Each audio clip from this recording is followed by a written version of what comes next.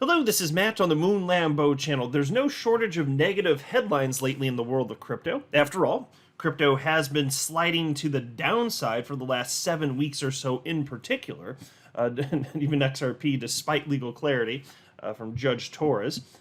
But the narrative that's being painted here isn't one that actually resonates with me, so I want to cover some of this stuff and push back against some of the ideas. And even in situations where they're just reporting factual data, without sufficient context, I think it paints this gloomy sounding picture that isn't properly in line with reality. Because the reality is that the rich are ready. The rich people out there, they are ready, and they're ready for a splash, frankly.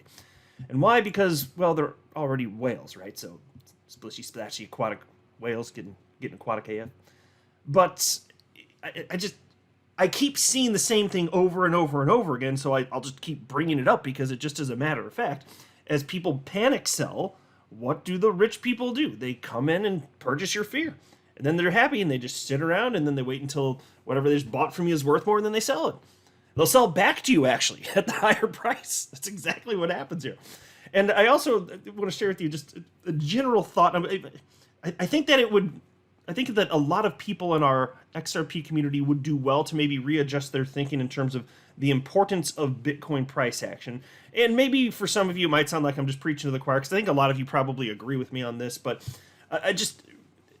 when we're talking about Bitcoin, I mean, maybe you're even like me, and you're really not that excited about Bitcoin, even if you hold it. So I hold Bitcoin. I'm still pro Bitcoin. I've been holding it since 2017.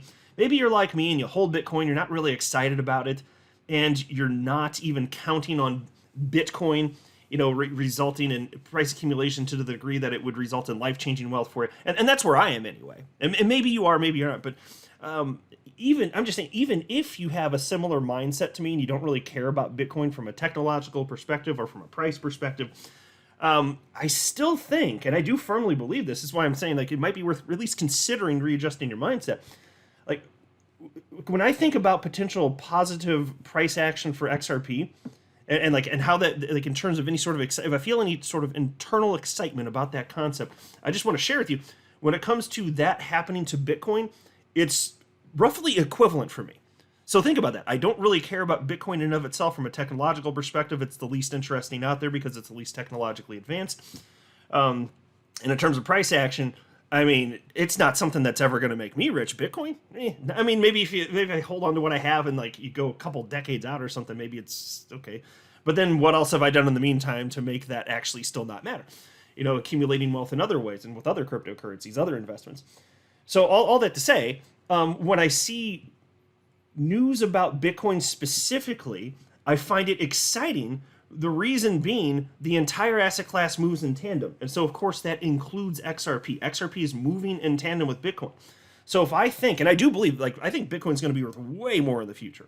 And that's exciting to me. And so even when I'm looking at news specifically about Bitcoin, to me, it's frequently just as exciting as if I'm reading news specifically about XRP. Because again, if it's just going to move in tandem, which has provably been the case for over a decade, why wouldn't that excite me? And so if you're one of the people out there, and it's not many of us in the community, but if you're one of the people out there that's just, you don't even want Bitcoin to do well, I just encourage you to readjust that thinking, because if Bitcoin doesn't do well and history is to repeat, it tells us that XRP is probably not going to do well. So I want Bitcoin to do well. I believe it will do incredibly well. It's very clear that people want it, whether I'm excited about it or not, whether I want it or not. It doesn't even matter. Just me on an individual level. The people want it, right? That's what matters. That's just reality. But to take a look at this headline from the Crypto Basic. Report reveals reason behind XRP downturn as asset falls 46% from 93-cent high. And I actually just want to cover the small part right here. They have this little subheading. XRP underperformed in August. Oh no, XRP, my beloved XRP, underperforming in August. How will life go on? Reads as follows. August was challenging for XRP, particularly compared to other top altcoins. Kaiko data suggests that in August, XRP performed worst among the top 5 altcoins by market cap, excluding Ethereum. And there's a little chart on the screen for those of you that care to look. And you can see this yellow bar right here. That's XRP, and then there's a bunch of other cryptocurrencies performing better. But again, what's the time point that has just been arbitrarily selected here? Well, it's August, right? Okay, well, what if we go back to, let's say, July 12th? What if we go to July 12th, the day before the SEC v. Ripple lawsuit? What if we go to that? I didn't literally check for all of the altcoins, but I can tell you this.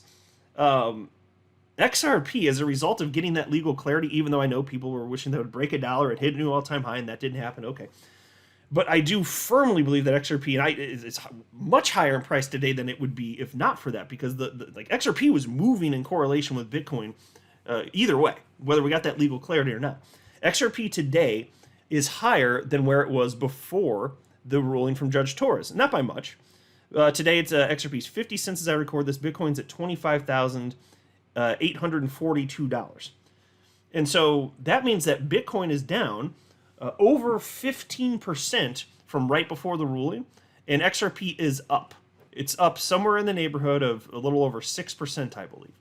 So yes, if you look in terms of August, you could argue, but this is why I said I wanted to add context. So if they're just putting data out there, okay. So fine, but let's add context now. That's what I'm doing. So yeah, the data shows that XRP did worse in August, but why don't, if we're just going to pick a time frame, why don't we just go back to right before that ruling? XRP got a big bump up.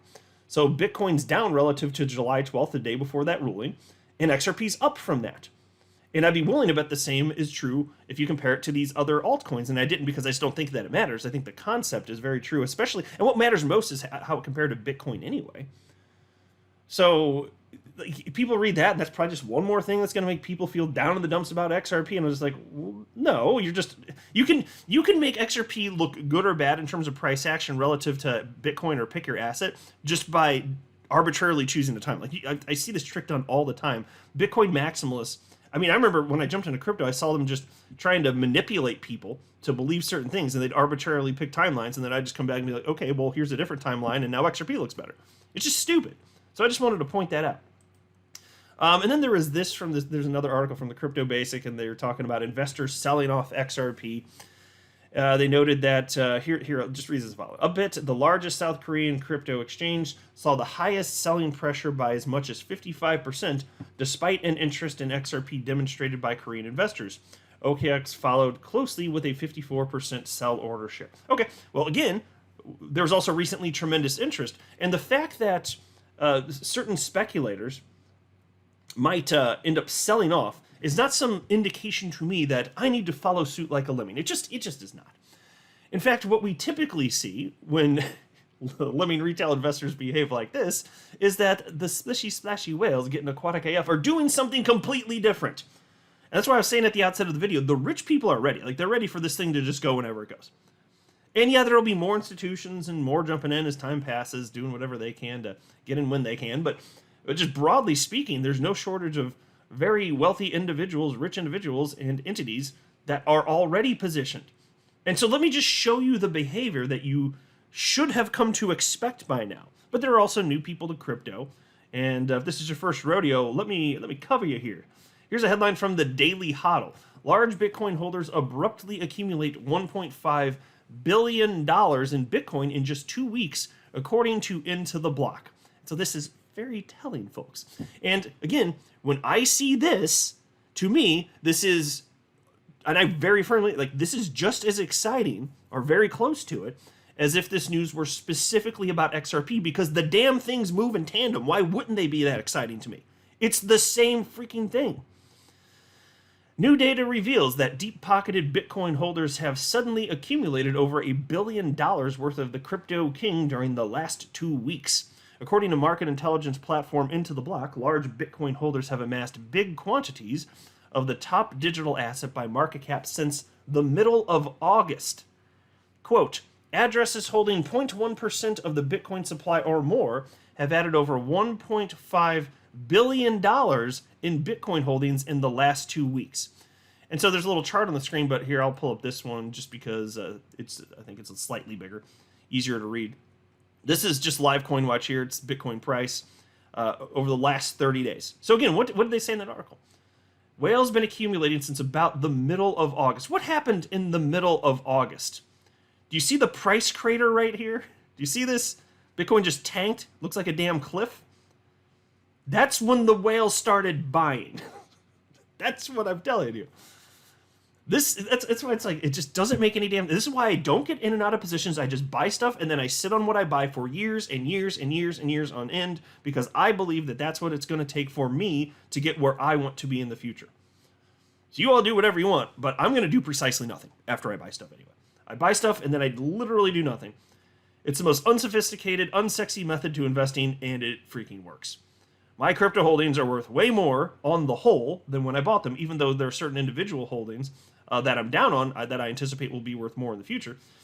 But I'm not worried about the short-term price action. That's the point. And almost no human on the planet is capable of handling this.